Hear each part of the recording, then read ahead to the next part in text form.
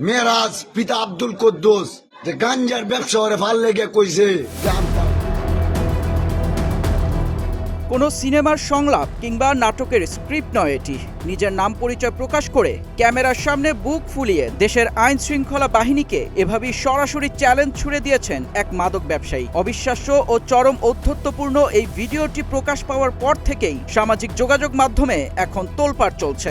আল্লিয়া চাই রাস্তার মুরের মেরাজ পিতা আব্দুল কুদ্দুস হ্যাঁ যে গাঞ্জার ব্যবসা করে ভাল লেগে কইছে জানতাম। খোঁজ নিয়ে জানা গেছে নেট দুনিয়া কাঁপানো এই চাঞ্চল্যকর ঘটনাটি ঘটেছে কিশোরগঞ্জের কটিয়াদি উপজেলার জালিয়াপাড়া এলাকায়। ক্যামেরার সামনে দাঁড়িয়ে প্রশাসনকে বুড়ো আঙুল দেখানো এই ব্যক্তির নাম মিরাজ। তবে অন্ধকার জগতে বা অপরাধীদের কাছে তিনি চৌরাস্তার মিরাজ নামেই বেশি পরিচিত। স্থানীয়দের অভিযোগ, দীর্ঘদিন ধরে মিরাজ এবং তার চক্র এই জালিয়াপাড়া গ্রামটিকে মাদকের একটি বড় আখড়া বা হাটে পরিণত করেছে। তার এই মরণ নেশার নীল ধ্বংসের মুখে ধাবিত হচ্ছে এলাকার শত শত তরুণ ও যুব সমাজ।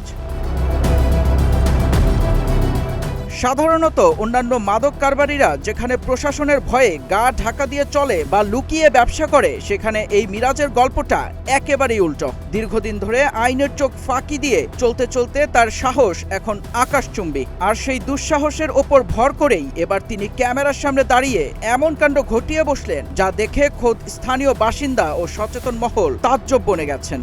মেরাজ পিতা আব্দুল কুদ্দুস হ্যাঁ যে গাঞ্জার ব্যবসা করে ভাল লেগে কইছে।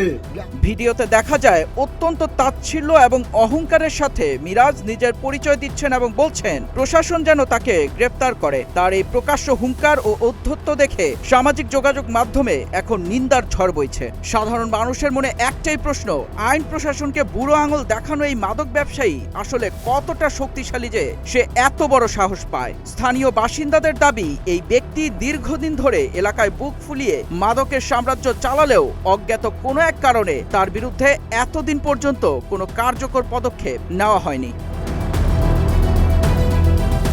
মেহেদী ইসলাম সোহাগ, গ্রিন টিভি ডিজিটাল।